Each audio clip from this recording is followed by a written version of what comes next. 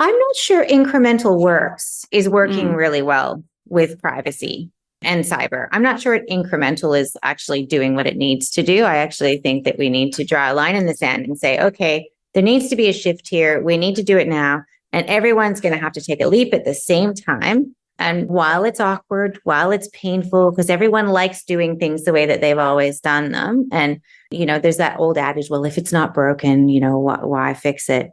But I actually think it is broken, right? It is. And, just because we haven't had a data breach doesn't mean that it's not broken. It's just that we haven't had a data breach yet, but it's coming. Hi, Smart Community friends.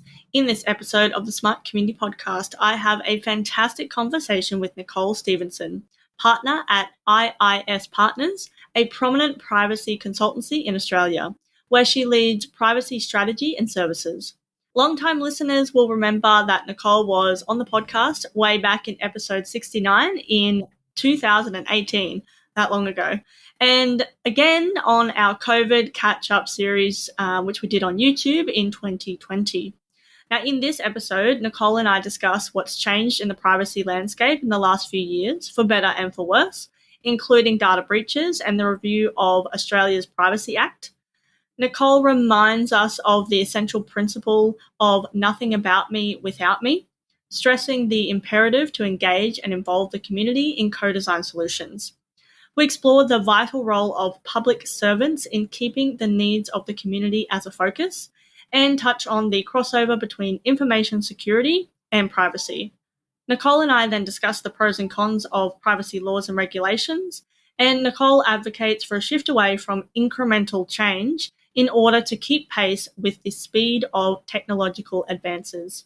We finish our chat talking about the emerging trend of the intersection of privacy and AI, the potential for smart city and privacy standards to be combined, and why we need to rethink the term responsible AI. As always, we hope you enjoy listening to this episode as much as we enjoyed making it. Welcome to the smart community, smart regions, smart towns, and smart cities. It's where we live, work, and play. With smart communities, the future starts today. Big data, smart mobility, emerging trends galore. The Smart Community Podcast is what you're looking for. Hello, Nicole. How are you today? Hello. It's so good to be here. It's been ages since we last caught up. I know. We're going to have to plan a coffee date, I reckon. We're not too far from each other, are we really? Just down the range for you? That's it. Just up the road, down the road, somewhere. Anyway. Last time I drove to your neck of the woods, my car engine overheated. Going up? Going down the range. Oh, no. Oh, yeah. And no one wanted to help me or pick me up just because it's such an awkward location. Yeah. Not a super good day. No. Well, today's going to be better than that. So let's jump straight in. And you've been on the podcast before. Mm-hmm. We're just working out when it was. I felt like it wasn't that long ago, but it was. The first official episode was number 69, which was in 2018. And then we had a catch-up, which I actually called Privacy and Wine with Nicole Stephensen. And we had a little catch-up during COVID, which was really nice. But, yes, I had I had a cat, the naughty cat, walking all over the keyboard at the time. But that one you can find on YouTube, but episode 69, we'll put all the links for all of it in the show notes as well. But anyway, I'm excited to have you back on the pod. So much has changed, but then also so little has changed in some other aspects. So really excited to dive into that. But let's not keep the audience waiting and tell us about you. So tell us about your background and what you're passionate about. Sure. So I am a privacy professional, and unlike a number of people who go through lots of different, perhaps career paths during their time working, I haven't. I've stayed on the privacy trajectory since graduating university in 1998. And here I am still working in this field and loving it. And I think part of it is because privacy doesn't look the same in terms of what it means from a public policy perspective, and or even what it means in terms of digital and data and the way information moves through society and between organizations and governments, it's all very different. And so because there's always change is sort of as good as a holiday, right? Instead of having to take a career break or change career focus, just stay in privacy and wait for things to move, wait for things to evolve. And there's always something more to learn and something new to do.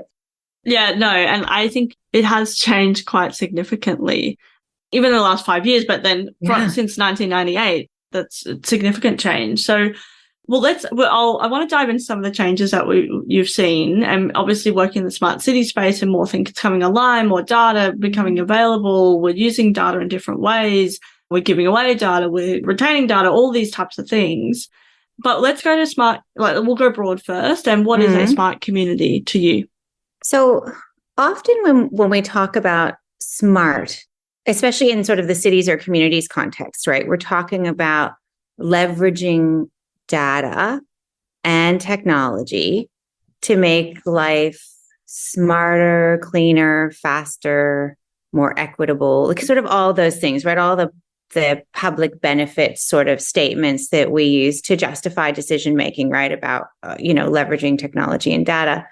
But I also think a smart community is about finding ways to serve your community that actually solves a problem for the community and makes life better for those who are in it. So from a local government perspective, it's about the delivery of services, and it's about ensuring that the community is satisfied with the delivery of those services and feels that they can continue to trust their government, right? Those are really important aspects.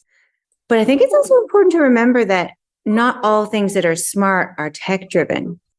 And I just want to call out an example. I was visiting the greater Sydney area recently and came across a township that had been developed. And I'll share the details in the speaking notes for you because it's worth having a look at.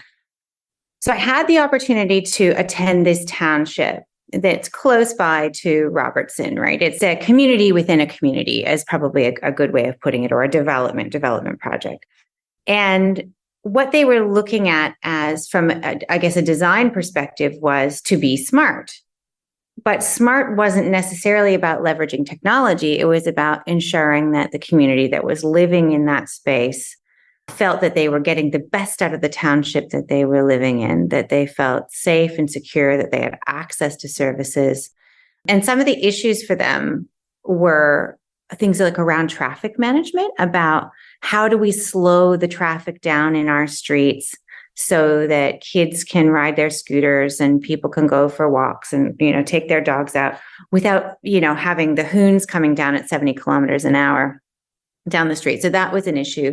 Another issue was, how do we prevent things like vandalism in our back laneways? So in this particular township, they had garages that were, lining alleyways. So instead of having your garage facing the street, which is sort of from a community perspective, maybe not that aesthetically pleasing, they decided to put the garages at the back. Well, how do we prevent crime from happening, in spaces that we're not looking at every day? So I think these were important topics. And do you know that both of these problems were not solved by technology, and they were not solved with data? They were solved with some consultation with the community and a little bit of clever thinking about how they might design the township to overcome particular obstacles. And this really resonated with me because as a privacy professional, I often say, is rolling out a new technology the solution to the problem, or are you just looking for a problem to fit the technology? And so in the case of this township, the traffic management problem was solved by, instead of having four-way intersections, right, where you might have a four-way stop or a set of traffic lights or even a roundabout, they caused people to slow down by having the intersections staggered, so that in order to turn into the street, people had to be careful about turning, given that there's a sort of a free flow of traffic coming. Likewise, that free flow of traffic can see that there's a whole bunch of give way signs, to their left and to their right. And that causes people naturally to be more cautious. So instead of driving 70 kilometers an hour down that street, people are driving 50, which is much more sensible. And then to address the issue of, vandalism or burglary through backyard laneways, what they created were these Fonzie flats, which are, I don't know if you've heard of a Fonzie flat, but it sort of harkens back to there's a sitcom called Happy Days that played when I was a kid. And in Happy Days, one of the characters called Fonzie lived over the garages in the back laneway in his neighborhood, right? So he had an apartment that was over a garage. And by virtue of having these one-bedroom apartments over these garages on people's blocks, where they could rent the apartment out kind of like a granny flat, or it was considered a single dwelling on its own, you have all this passive surveillance, right? Because there are people living above the back laneway. And when I think about a smart community, I think that's really smart.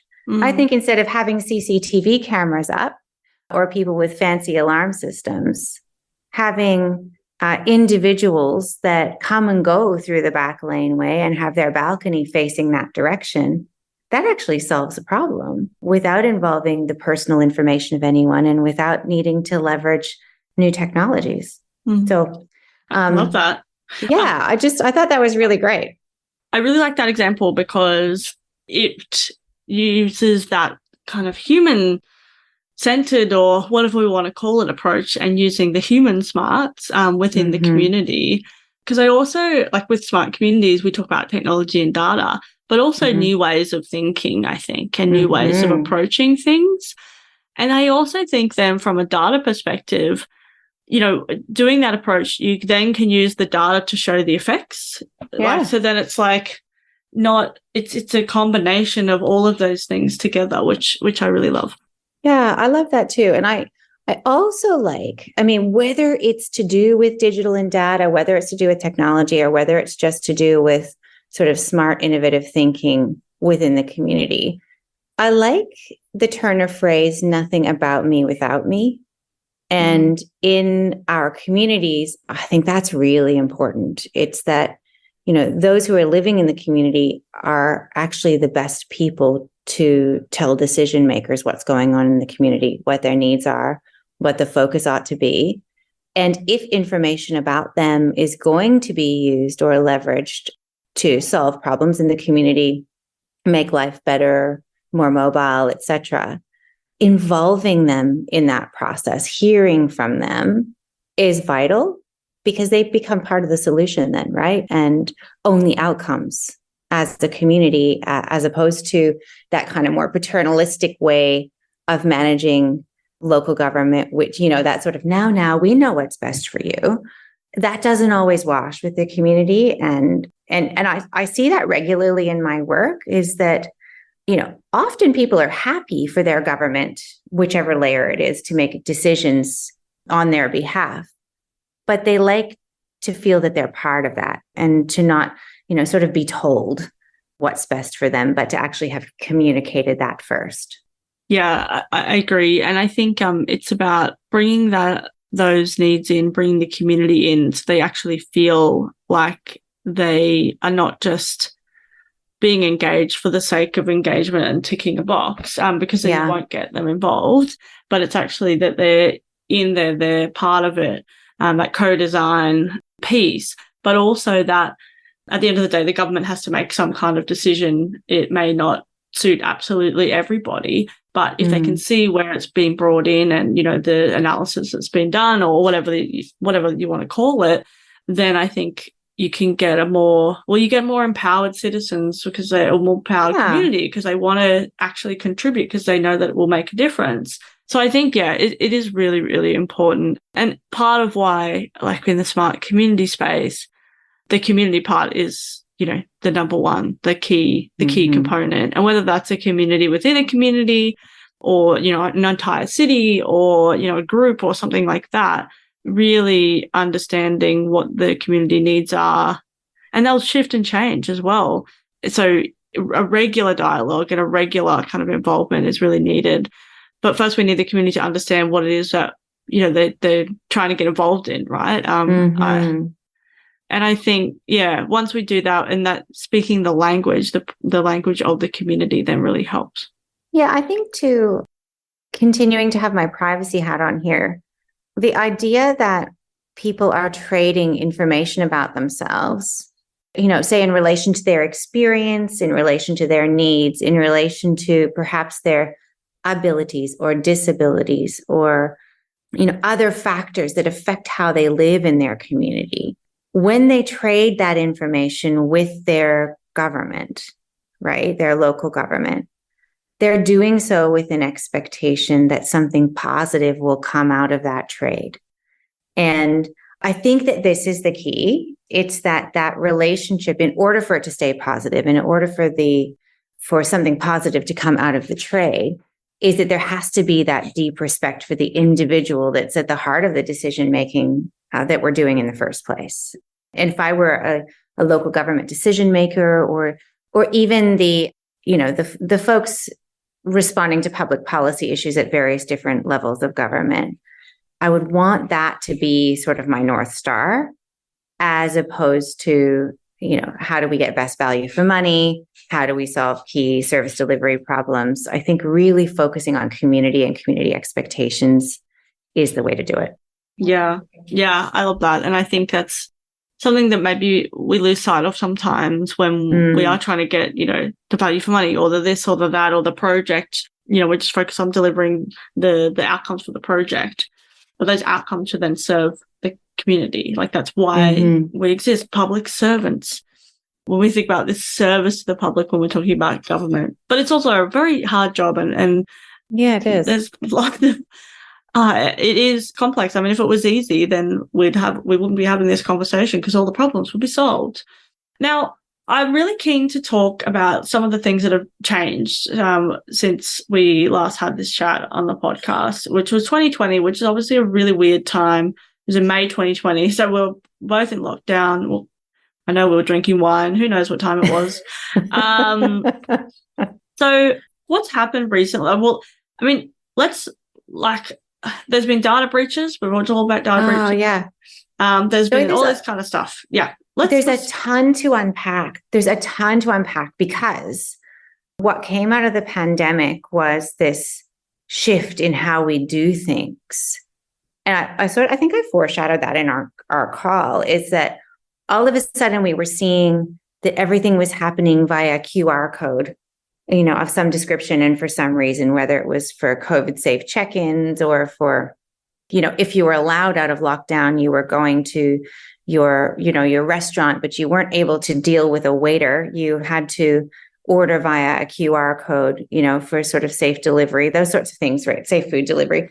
And how this was actually making accessible more and more and more data of the community, in term, not just in terms of how we're spending, but in how we're living and where we're shopping, and all of these different things, right? So, but a factor there was that small business had this incredible opportunity that came out of COVID, which was, hey, look, we can be involved with our community on a level that these larger businesses can't. We can provide, delivery of food or delivery of services or goods, and serve our community locally in a way that they need right now. And we can leverage these online technologies to do that. That is absolutely fantastic. We saw a growth for small business when I guess in some cases, but many small businesses still did find themselves in major strife, right? But there was an opportunity there with all things digital and things that were data enabled, and that was wonderful.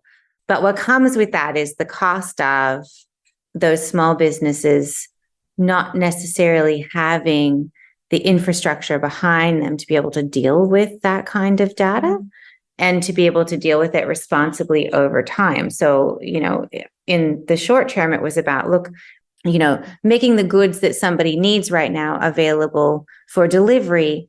But in the long term, you have all of this information, and what do you do with it? How do you store it? And how long do you store it? Those kinds of questions were coming up. I was just going to add, I remember us talking about it, and I'd forgotten about it. But remember in the early days when you could go to a restaurant or whatever, but you had to write your name down, like some people, your phone number and address and all this kind of stuff. But then the next person would then also see all of that information of mine, which, just going to that small business, again, just being underprepared for this because it was unprecedented, right? But actually being able to have the systems behind them to support the data collection and the methodology and having privacy as a default layer that from the very beginning and all those type of things, it was huge. Yeah, and we sort of saw growth there. Like to your point, there are businesses that serve other small businesses, right? So what we saw was a growth in sort of your online customer management systems, right? We saw a growth in this area, your cloud-based accounting services, all of that. That's really actually quite phenomenal and quite wonderful. And I'm a big proponent for small business and startups, and I want to see them be successful. I also want to see them, though, use the guardrails that are there at their disposal to make good decisions about what they do with the information about you and about me once they have it, even if there's not a law in place requiring them to do so, right? So that's one thing that I saw change, during the time post our last wine o'clock that we enjoyed. And then the other thing two other things have happened. The first is that we had this spate of data breaches, and I think they're going to continue, that affected millions of Australians. In fact, we had 3 data breaches in a row, right? We had Optus, we had Medibank, and we had Latitude Financial, all happened in quick succession. And then we also had a whole bunch of other data breaches that were not really reported on to the same degree. But I would venture to say that the bulk of Australians were affected by at least one of those 3 data breaches. And most Australians that were affected by one were probably impacted by another. And this means that personal information about us is now in a place that is, potentially, nervous or scary for some of us. And, lots of measures have had to be taken by members of the community to lock down their details. And also government has been required to do some sort of reparative work, right? So where things like passports or driver's licenses were compromised. So there's that. So we've had this ramp up of data breaches and a different increased information security focus. And then thirdly, we've had finally, after, 2 odd years of review, we have finally had some traction in the space of our Privacy Act review at the federal government level. And that's actually a pretty awesome trifecta, right? To think, look, just in the time that we spoke, we have had, an upsurge in small businesses taking on personal information, as part of their regular day-to-day activities. We've had data breach and an increased information security climate. And now we have some traction at the federal government level in terms of our Privacy Act review. That's some big change in a short amount of time. For people like me, it's really wonderful and really exciting. I think for folks that operate at a small business level, even a local government level, where they deal with small businesses and suppliers, as part of their supply chain or their vendor groups, what's happening right now is probably a bit confounding, maybe a little bit nervous, and deserves some important and dedicated thinking. Yeah, I agree. I think there's lots happening and can be quite overwhelming about what path to take, because there's multiple different paths to take to go forward. But then also thinking about deploying new technologies and gathering new ways of collecting data and different data and making better decisions. And, if we had certain data, we could make better decisions this way. But then putting that layer of the top, well, if that data then got into the wrong hands, then what would need to happen? And that risk kind of based approach as well. And also thinking about, the cybersecurity element, which is different to the privacy element too. But when we have now that we're all in a full kind of supply chain, like as in, even if it's, say Medibank, for example, like the stolen credentials, and then, they could get in and they could do all these things, and then they're selling that on the dark web, and then all these kind of things as well. But then it's actually not just about them. It's like, well, what if their supplier then got hacked, which has been the case in other. I was reading one of them. I can't remember which one it was now, but it was actually the LinkedIn. There was a LinkedIn data breach, and then through that, people got the credentials to then hack Dropbox, I think. And then, so it's like this whole supply chain, and that's where the security hygiene, which is, not the same, but links to the privacy elements of data breaches of small business, but also individuals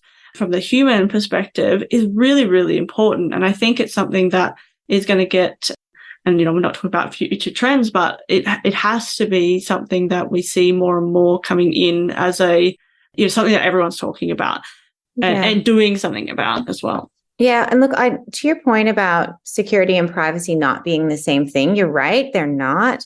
Information security is about ensuring the confidentiality, integrity, and availability of data from an organizational perspective and securing data and systems, right? But it is concerned with privacy where the data is also personal information. Then you look at sort of the complementary discipline of privacy, and privacy is about making sure, amongst other things, that personal information from the time it is ingested into the organization or the government until the time that it's deleted or securely destroyed, that it is kept safe through that process, right? And that reasonable steps are taken to ensure that that occurs. I'm actually seeing this. It's actually a really wonderful move where privacy and security are not really in silos anymore. They're actually interlinked and incredibly complementary. And we actually saw this when you look at the outcomes of the Privacy Act review that's been underway for some time that I just spoke about.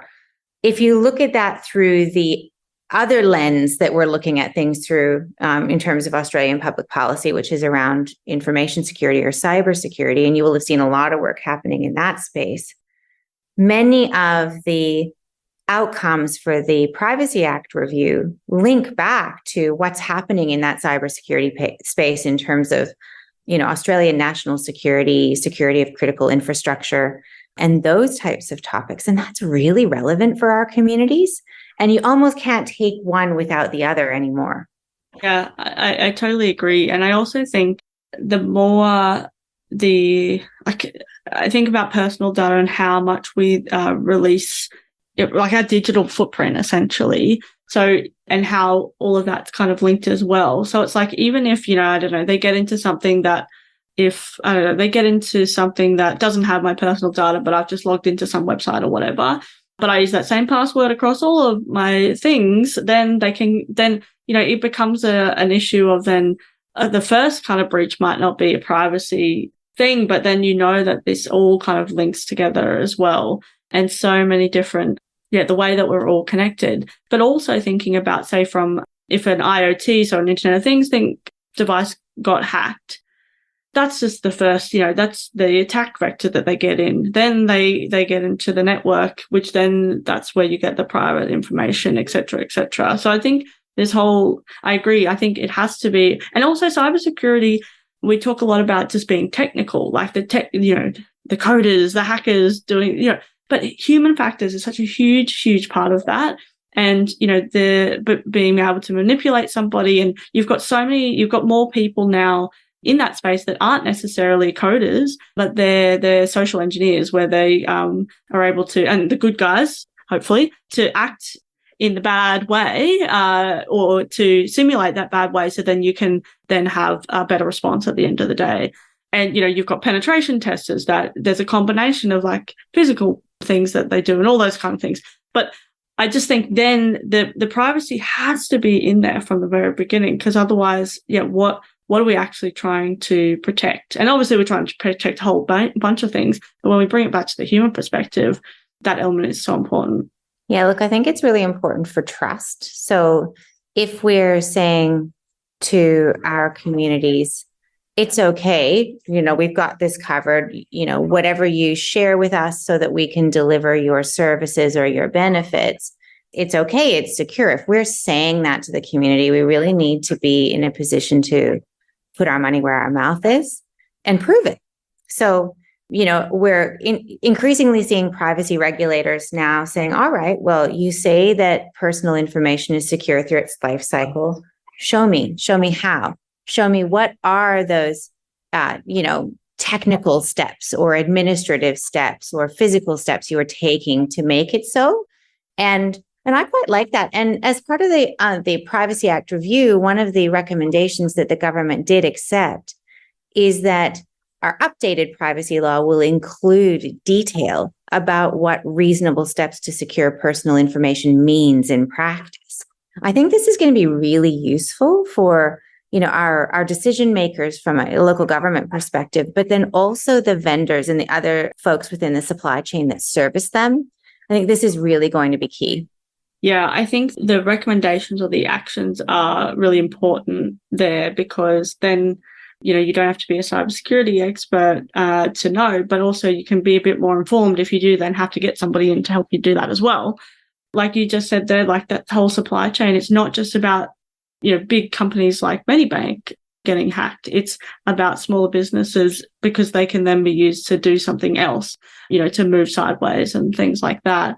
Yeah, and I think the more that cities are collecting data as well is also really important to keep up to date with what we can and can't do, but also then asking the question, just because we can, should we? Which I think the Privacy Act will get more and more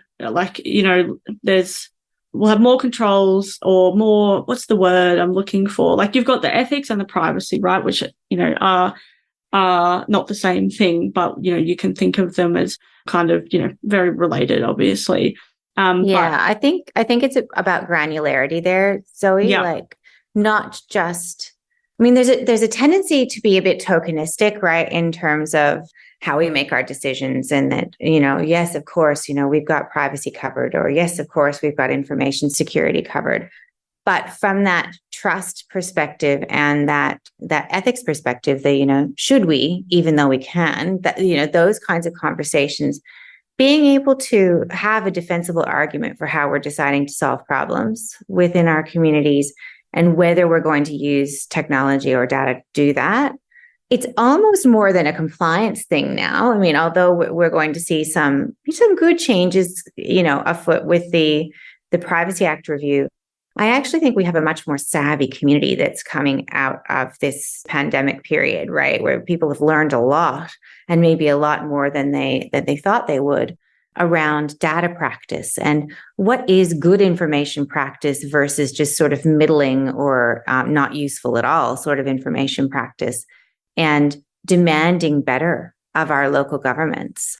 One of the areas that I still see, so, early on in our talk, you sort of foreshadowed that a lot has changed in privacy, which it has, but also not a whole lot has changed. This is actually really true. I look at our cities that are, looking to some really big things coming up, right? Even the Olympics in Brisbane coming up, right? That's not that far away. Where we have cities that are being supported to enable technology and these different data initiatives through city deals and other sort of arrangements, we need to be really careful that they actually have the privacy and cybersecurity programs in place before they're going and doing these initiatives, before they're rolling out these technologies and ingesting all of that data. Otherwise, it's pretty risky, right? So from a strategic risk management perspective alone, never mind privacy and cyber as sort of, detail areas, it's not safe. And I'm noticing that not a lot has changed in this space. I'm not seeing funding arrangements being tied to having your privacy or your cybersecurity programs in order. I'm not seeing that. What I'm seeing is that funding arrangements are tied to what are the outcomes we're going to deliver to the community, which is super important. But a major outcome for the community is that their personal information at all stages of its life cycle is kept safe. And this is something that I want to continue to be part of the dialogue in terms of that smart community space and how we give effect to good decision making. Yeah, I like that. And I think that is really key. And again, it kind of takes that fundamental or kind of seismic shift, but then it will become business as usual, right? And maybe it's not. Is it seismic? Is it a seismic shift, or is it just an incremental? Don't know. Well, I'm not sure incremental is working really well with privacy. and cyber. I'm not sure incremental is actually doing what it needs to do. I actually think that we need to draw a line in the sand and say, okay, there needs to be a shift here. We need to do it now. And everyone's going to have to take a leap at the same time. And while it's awkward, while it's painful, because everyone likes doing things the way that they've always done them. And, there's that old adage, well, if it's not broken, why fix it? But I actually think it is broken, right? It is. And we don't know that just because we haven't had a data breach doesn't mean that it's not broken. It's just that we haven't had a data breach yet. Yeah. But it's coming. So I do think some of it is actually a mentality shift. So seismic, yeah, I do. I think it's going to have to be about taking one giant leap and saying, okay, it's time to do this now. If our national security objectives, as they've been foreshadowed by the federal government, come to the fore and we end up having a federal cybersecurity law, along with updates to our federal privacy law, we may actually see that seismic shift is decreed, as opposed to being sort of a nice to have or a thing we're encouraging people to do. We may actually see that compliance becomes the driver. My challenge is that when compliance is the driver, we're not actually focusing on the community that we serve. We're focusing on not falling afoul of the law. And those are two different things altogether, right? And focusing on the community that you serve is the thing that engenders trust. Whereas trying not to fall afoul of the law, that's just a risk management thing. Yeah, it's interesting. I've been thinking, so for example, for sustainability, and then, the regulation came in where local governments then had to measure their emissions and things like that and not necessarily measure obviously, but start reporting on those things. So again, it was a compliance thing. But it forced people to think differently. One, it's just a data project, which then they went, oh, our data house isn't in order. But more so just, do we actually need a compliance thing to get the thinking shifted so then we have a more sustainable outcome in the future? But yes, but on the other side, well, we should want sustainability. We've got our planet, we've got to look after it, all those types of things. And you've got kind of those two things that hopefully then you end up in the right outcome at the end. But you might need, in privacy potentially, because not everyone, local government obviously want to serve the community, but it might be more difficult to know how or get leadership to invest. Whereas if it's a compliance thing, then the investment has to come with it, right? The resources come with it. So I think it's a bit of a, what's the word? It's a bit of a both. It's a tiny bit chicken and egg. Yeah. Yeah, I think it is. And like, if we look beyond Australia for a moment and we look to sort of other places around the world, right? I look at, there's some quite neat work happening in the Middle East and Saudi Arabia around smart cities and smart communities. And there's, huge leveraging of technology and data. And I'm really interested to see how the privacy angle is dealt with in that context. I mean, there's some talk about allowing people to monetize their own personal information for the use of their cities and, their smart precincts, et cetera. And there's been a lot of talk in privacy circles about whether that's a good thing or a bad thing. So the people who think it's a good thing say, well, look, people have choice. They have agency over what happens to their personal information. And if they choose to allow it to be used, they get a financial kickback for that. So that's great. The other camp says, well, it's not really agency at all if you can't afford the alternative, right? So there are some folks who will not be able to afford to say no, and to say, no, you may not use my personal information in this way. No amount of money could make me share this type of personal information with you. There are people who won't be able to afford to do that. So they sort of become the privacy underclass, and they become, almost disenfranchised in a way, right? It's this terrible feedback loop that comes with making choices that aren't really choices at all. And this is a really interesting thing that's happening in other parts of the world where we're looking at, well, can we ask the community to sell their personal information? Do we make it sort of a free market thing as opposed to a compliance thing? So that's really interesting. And I'm watching this one closely because it's, privacy professionals are divided here. Some think it's good and it's great and it's a way of innovating the privacy problem. And others think, well, actually, no, it just exacerbates the privacy problem and it creates divisions in our community and greater, more yawning gap between our community and their governments. And to your point about being in the public service, the point about cities is that they are to serve the community. And one of the areas that we serve our community is through good information practice and, strong privacy and cybersecurity controls. So, you could probably hear in terms of what I'm saying, how I lean here, that probably I'm less in favor of monetizing personal data because I don't see how that can work long term. And also there's still someone at the helm, right? There's still someone in control somewhere of all of that data, including then the financial stuff. So yeah, there's a really interesting Black Mirror episode that does. I love how we go right to Black Mirror. Yeah. It just I love watching Black Mirror. It freaks me out, but also it gets me really thinking really critically about some of this technology, because some of the stuff that they're talking about in Black Mirror is available right now, but we're just not using it in that way. So it's actually that conversation about being more, the human elements of that and having those discussions. Now, I'm just looking at the time. I feel like we could talk for a lot longer, but I want to zoom to the future. I know we've been talking about future trends already, but what are some of the future trends that people aren't talking about enough? Well, I think one that we are talking about a lot, but I'm not sure if we're talking about it the right way, is that intersection with privacy and artificial intelligence. So at the moment, we're talking a lot about the responsible AI. So responsible AI is being talked about the world over and what that means and what that looks like. And I'm not actually sure we're there yet for a couple of reasons, right? AI itself, responsibility is quite a human kind of characteristic, right? The notion of being responsible is quite a human characteristic. And I'm not sure if we want to sort of put that on our AI, right? In terms of an objective or what we expect of the technology.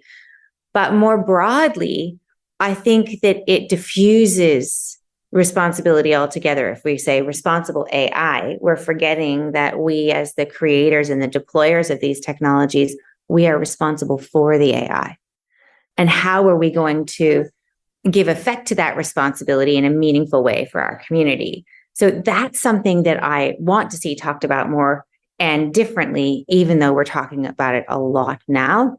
One good call out, though, is like the New South Wales government has an AI decision-making framework that is publicly available that's pretty good in terms of helping to unpack the kinds of issues that might come up for our various layers of government and our cities and even our vendor partners in terms of the development and the deploying of these technologies. This framework offers some guidance and maybe some scaffolding for good decision-making that wasn't previously there or wasn't collated all in one place. So that's something that I do think is great and should be talked about more and considered in a city's context. So that's one area, I guess, future vision goggles on that I think we've started to do, and there's certainly so much more. And then the other is that I'm seeing now from a city's perspective that there may actually be an opportunity for some design work, I guess, around frameworks or standards, not just in terms of, smart cities framework or privacy standards like ISO 27701, but how do we combine the two? How do we enmesh the two to ensure that smart cities and how they're defined and how they're intended to be deployed also take account of privacy and how it's defined and how it's intended to be deployed? And could we maybe look at that from an international perspective and see some consistency globally? So that's a fingers crossed future vision one. I'm not sure if that could ever happen, but I would love for it to be so.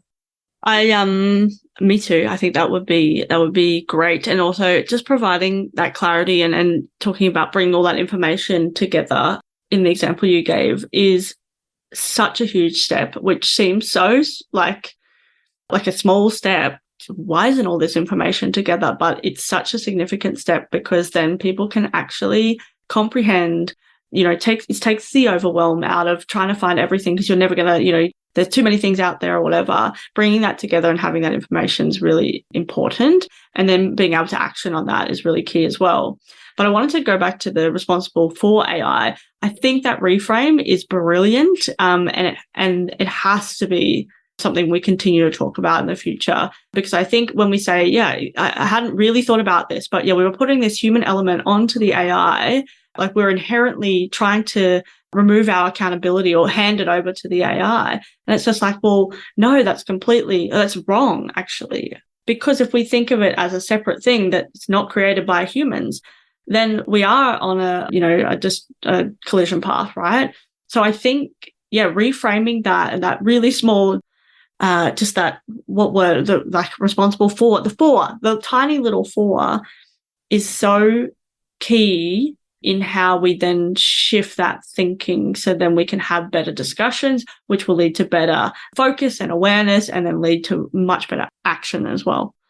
Yeah, I think so. And I think too, on the AI topic, I love the idea of, look, if privacy can ride on the coattails of AI discussions so that it too is elevated as an important consideration amongst all the many other important considerations, I think that's good.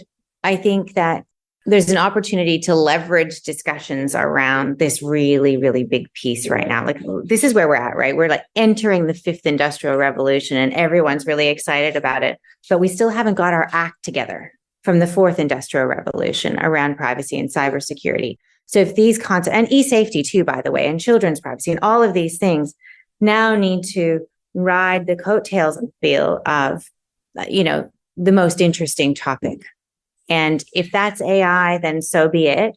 But we definitely need to make it there. We need to have those discussions in a meaningful way. We need to think about our framing so that we're focused on the community that we serve, our job as public servants or those who support public servants, as opposed to focusing just on the shiny new tech. Yep, I agree. So many good and amazing things in this conversations or threads in this conversation. I don't want it to end, but we're going to have to go about our day on this Saturday. So let's finish off with where to next for smart communities. I actually think it's a little bit of a back to the future moment for our smart communities. So, much like in the movie Back to the Future, traveling back in time unearthed ideas and paradigms that might have been a bit older, but they're still pretty good. Different, ways of thinking that were before that we've kind of forgotten as we've taken this different digital and data trajectory. I think we need to do that here. I think we need to focus on the problems at hand and not whether there's a technology at hand to service the problem initially, but, use our critical thinking skills, use the great minds of the people within our communities to decide what is best in this circumstance. Can we do something without leveraging digital and data? Can we avoid using technologies? Can we instead just, change our approach? Just like in the township example that I gave you, can we stagger our intersections to slow traffic down as opposed to having traffic management solutions in place, from a technology perspective? And if we can, maybe we should be doing that. I actually think in some ways it would be more cost effective. Yeah, I think it's like this hierarchy of approaches or like a combination of approaches as we go forward, but really making sure that we seriously consider the human, everything should be a human kind of led approach or a human kind of focused approach or life led. I've seen recently around, also including the flora and fauna and our ecosystems and everything like that as well. But really, not jumping to we said we were going to build a road. So we're building a road. It's actually, what's the purpose? We want to connect to the community. So could it be, a small road with a footpath, cycleway and a shared bicycle scheme and whatever it is. And maybe, looking at those kind of elements as well, really thinking about how we can, connect the community and not just digitally, but all those other kind of elements that we love to each humans. other. Yeah, connect to each the other. community to each other. Yeah. To get the best outcomes for the community. Absolutely. I think that's a great way to finish, actually. I agree. A lovely resonant concept. I love that. Well, just one last question. How can people connect with you? Well, I am on LinkedIn. So if you look for me, my sort of handle on LinkedIn is Privacy Maven. I also am available through IIS Partners, which is the consultancy firm that I lead the privacy services for. And I'll make sure that those are available for you in the show notes, Zoe. That would be amazing. Thank you again so much for coming back on the podcast. I always enjoy our conversations. We need to make sure that it's not as far between them next time, for sure. Next time. Yeah. But yeah, thanks again for coming on to the pod. I've really enjoyed this. My absolute pleasure. I can't wait to do it again. Thanks, Nicole. Bye.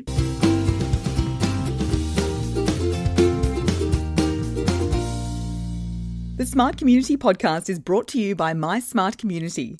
If you're looking for support in podcast strategy and production, workshop design and facilitation, or communication and media advisory, get in touch. Email hello@mysmart.community or head to www.mysmart.community. Thanks so much for listening to the Smart Community Podcast. Show notes for this episode and all other episodes are available on our website, mysmart.community/podcast. If you have any questions for us or any of our guests, you can email hello@mysmart.community. You can also find us on the socials. We are on LinkedIn and Twitter @SmartComHQ. That's com with 2 M's. If you are enjoying the podcast, please hit subscribe so you never miss an episode. And we would love for you to leave us a rating and review at wherever you listen. This really helps us reach more ears and eyes, so thank you for your support. As always, we hope you enjoyed listening to this episode as much as we enjoyed making it.